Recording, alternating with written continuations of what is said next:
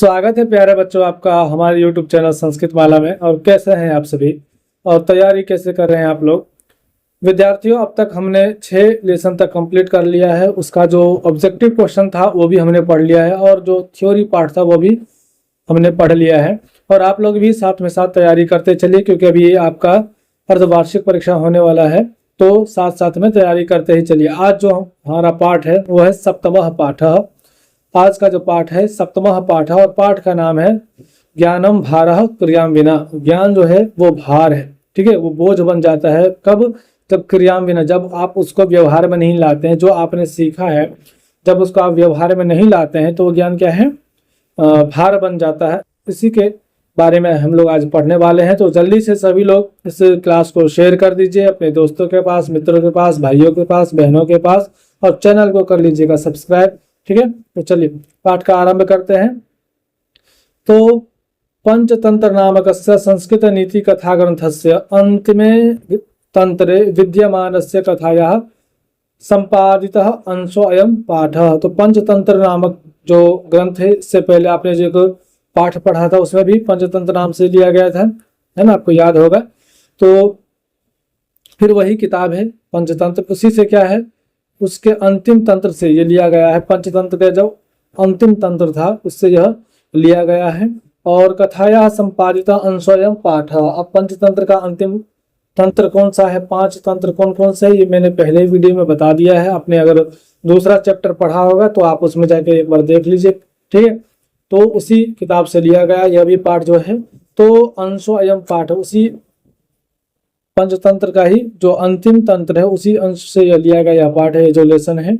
और अस्याह कथायाम व्यवहारम विना, व्यवहार के बिना शुष्कस्य ज्ञानस्य निरर्थकता दर्शिता। और इसमें बताया गया है कि अगर आपके पास बिल्कुल ज्ञान का भंडार है, बहुत सारा ज्ञान का भंडार है, लेकिन क्या है, व्यवहार, लेकिन आपके पास व्यवहार नहीं है, तो ज्ञान क्या है, निरर्थक है, ठीक है। इसी के बारे में यह पाठ में बताया गया है। और कहा भी गया है, उत्तम च कहा गया है कि शास्त्राणि अधीत्यापि भवन्ति मूर्खाः यस्तु क्रियावान पुरुषः स विद्वान्। और कुछ लोग ऐसे होते हैं कि बहुत सारा अध्ययन करने के बाद, शास्त्र पढ़ने के बाद, बहुत पढ़ाई करने के बाद भी क्या होते हैं, मूर्ख के समान करते हैं। जब उनका जब व्यवहार देखिएगा कभी कभी आप तो देखेंगे कि मूर्ख के समान वो लोग करते, ऐसे लगता है कुछ जानते ही नहीं, बिल्कुल पढ़े लिखे नहीं है। यस्तु क्रियावान पुरुषः स विद्वान्। और जो क्रियावान पुरुष होते, जो मेहनती होते, जो व्यवहारिक होते हैं, उसको ही क्या कहा गया, सह विद्वान, उसी को संसार में क्या है, विद्वान माना गया है। अत्र उपदेशो लभ्यते यत् व्यवहारो बुद्धि क्रिया व ज्ञानस्य परिणामः भवति। और यहाँ पे उपदेश मिलता है क्या, कि व्यवहार है, ठीक है, वो जो व्यवहार है बुद्धि क्रिया व ज्ञानस्य परिणामः भवति। तो आपका व्यवहार ही आपके बुद्धि को बताता है, ठीक है। आपका क्रिया ही, आपका मेहनत ही, आपका व्यवहार ही क्या है, आपके विद्वत्ता को, आपकी बुद्धि को बताता है कि आप कितने विद्वान हैं, आपके अंदर कितनी बुद्धि है। व्यवहारम बिना तो पांडित्यम व्यर्थम भारभूतम च। और व्यवहार के बिना पांडित्यम अर्थात आप कितना भी शिक्षा ग्रहण कर ले, कितना भी ज्ञान प्राप्त कर ले, कितना भी बड़े आप विद्वान बन जाए, कितना भी बड़े आप पंडित बन जाए, लेकिन आपके पास क्या है, व्यवहार नहीं है, तो आप क्या है, व्यर्थम भारभूतम च। और ये क्या है, सब सारा कुछ आपका ज्ञान क्या है, वो व्यर्थ है, ठीक।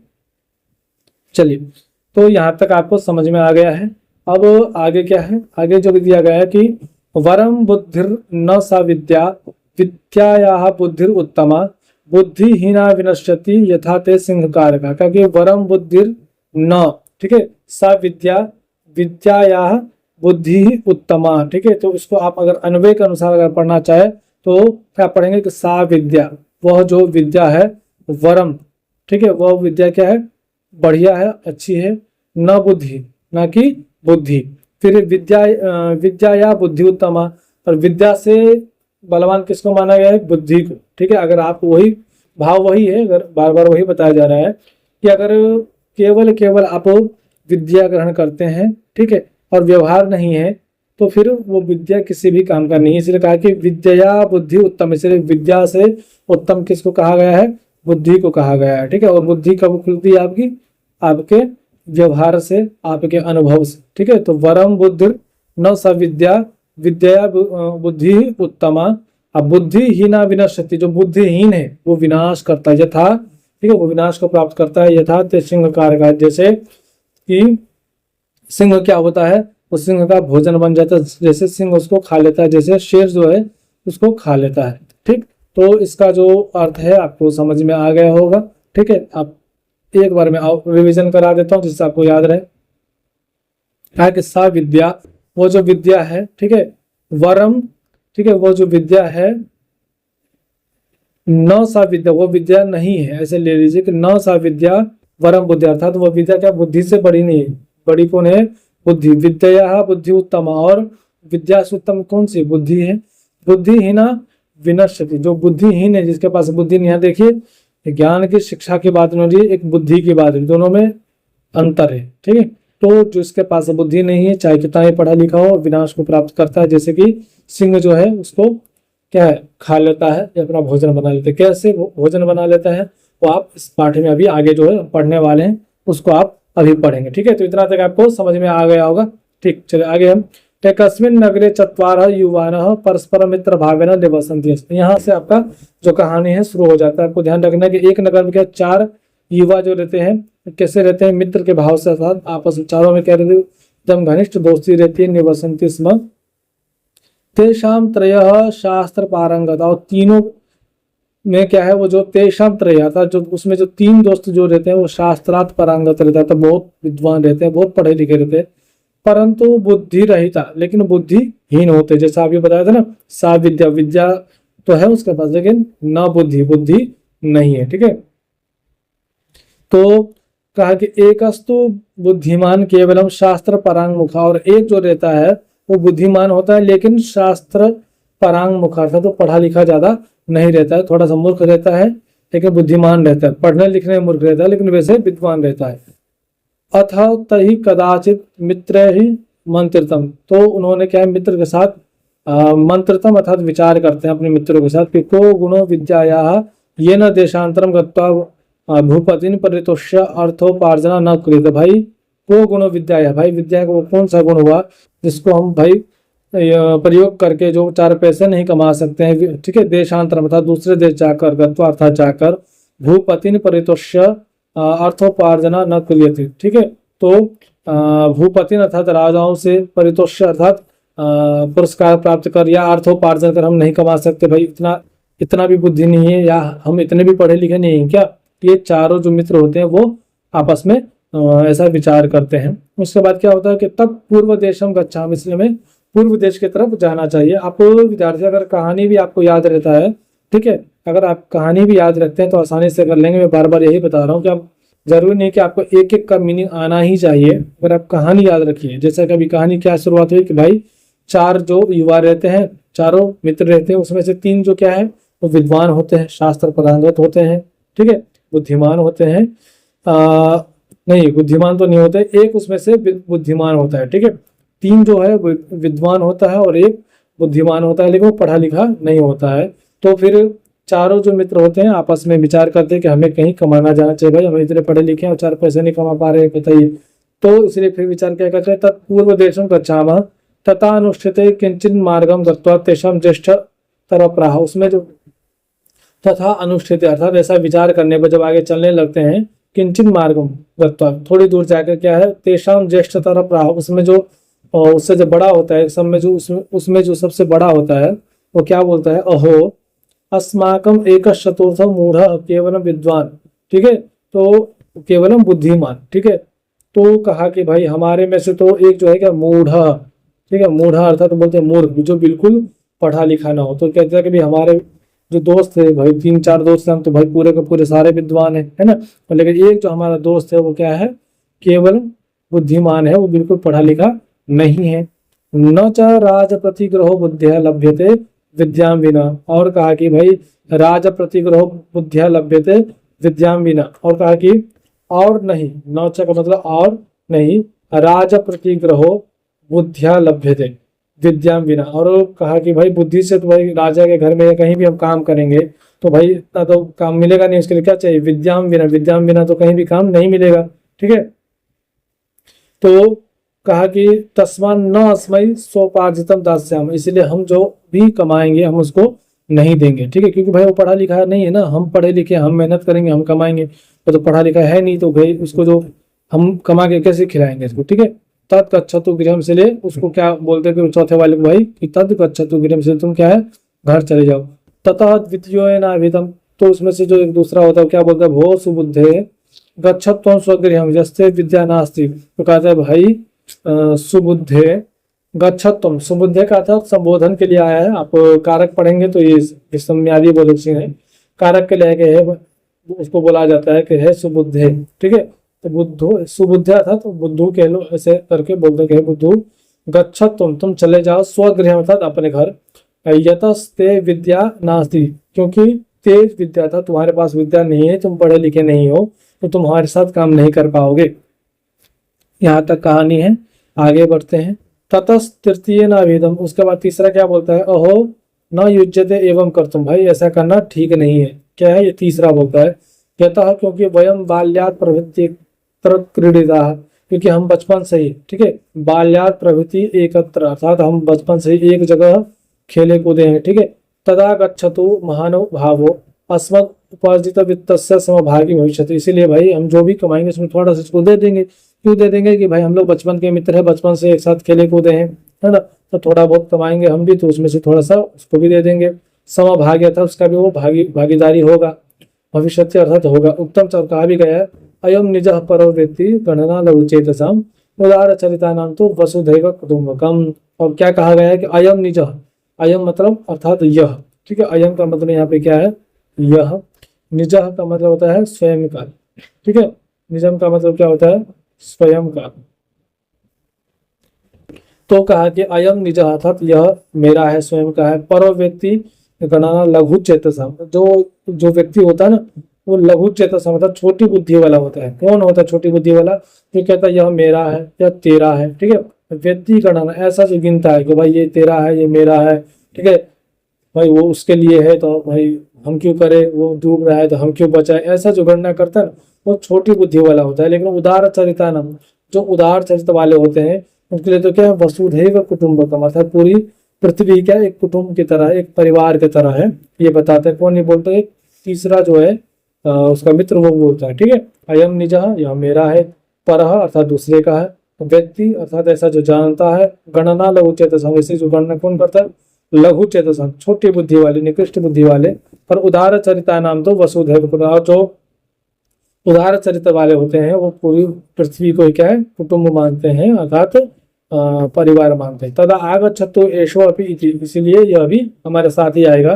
तथा अनुष्ठिते तहि मार्गाश्रित ही, ठीक है, मार्ग आश्रित ही अट्पाम कतिचित क्या है, कतिचित अस्थिनी दृष्टानी, ठीक है। तो कुछ देर मार्ग में चलते चलते, अब क्या वो जो चौथा था ना, जो बुद्धिमान था, जो पढ़ा लिखा नहीं था, वो भी क्या है थोड़ी देर चलते चलते क्या होता है, उनके साथ ही जाते जाते उनको क्या मिलता है, अस्थिनी दृष्टानी। वो क्या है मार्ग में, रास्ते में क्या है उनको अस्थि, अस्थि किसको बोलते हैं, हड्डी को, ठीक है, किसको बोलते हैं, हड्डी को। तो रास्ते में उनको क्या मिलता है, हड्डी दिखाई देता है, अस्थि दिखाई देता है।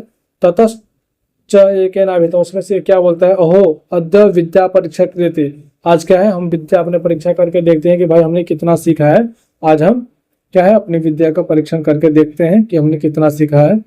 कतिचित कतिचित एतानि मृत सत्वस्य अस्थिनि तिष्ठन्ति, तो यहाँ पे क्या है, तो मृत सत्वस्य अस्थिनि, तो कहता है उसमें से कि भाई यहाँ पे मृत क्या पड़ा हुआ है, एक शरीर पड़ा हुआ है, हड्डी पड़ा हुआ है यहाँ पे, तिष्ठन्ति तद विद्या प्रभावेण जीवन सहितानि कुर्मः, इसलिए हम क्या है अपनी विद्या के द्वारा इसमें क्या है इसको जीवित कर देते हैं। ऐसा कौन कहता है, जो आपस में ये क्या है, ये जो ब्राह्मण है ना उसमें से अपनी परीक्षा का ग्रहण करते हैं, अर्थात विद्या परीक्षा का इस्तेमाल करके देखते हैं, प्रयोग करके देखते हैं क्या कि भाई हमने कितना पढ़ा है, ठीक है, हमारे अंदर कितना शक्ति है, कितना विद्या। आज हम परीक्षण कर लेते हैं कि एक अस्थि पड़ा हुआ है, मृत शरीर पड़ा हुआ है, इसको क्या है ना इसके अंदर हम जीवन डाल लेते हैं तो देखते हैं जिंदा होता है कि नहीं।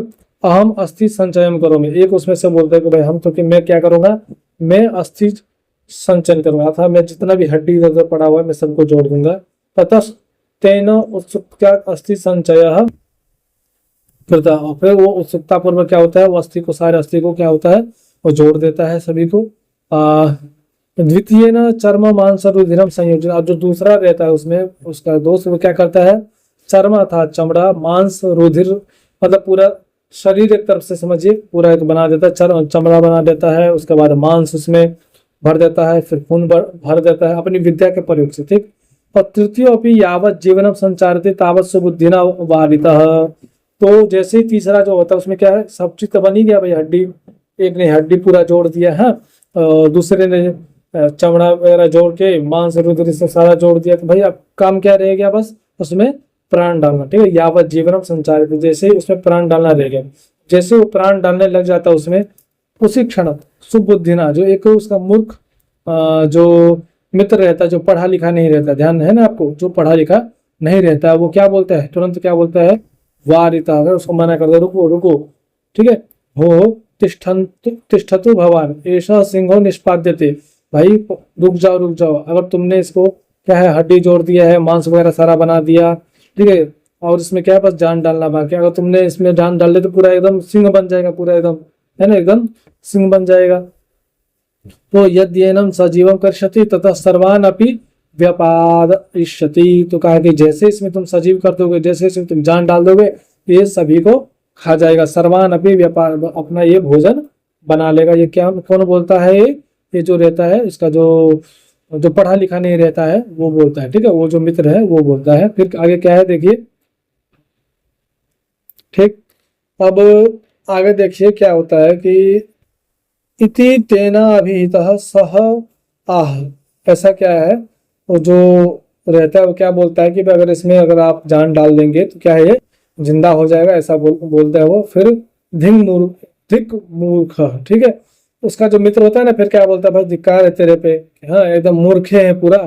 फिर कहता है ना अहम विद्या या विफलताम करो, मैं अपनी विद्या को विफल नहीं करूंगा, भाई इतना मेहनत से सीखा हूँ, ठीक है, इतना दिन लगा है सीखने में, पर आज तुम बोलते हो कि भाई इसका प्रयोग मत करो, तो अपनी विद्या को मैं विफल नहीं करूंगा, उसमें से उसका जो मित्र होता है वो बोलता है। फिर आगे क्या है, ततस्तेनाभितम तरहि प्रतीक्ष क्षणम यावत अहम वृक्षा आरोहम करोमी। देखिए जो बोलते हैं ना कि भाई जिसके पास पढ़ा लिखा है जरूरी नहीं कि वही इसके पास ही दिमाग हो, अब ये क्या बोलता है, देखिए तरहि प्रतीक्ष, ठीक है तुम इसमें जान डाल देना, लेकिन भाई 1 मिनट रुको, मेरे को पेट पे चढ़ जाने दो, ठीक है। ये कौन बोलता है, वो जो होता है ना जिसको आपने अभी तक मूर्ख समझ रखा है, वही तो है असली हीरो, है ना।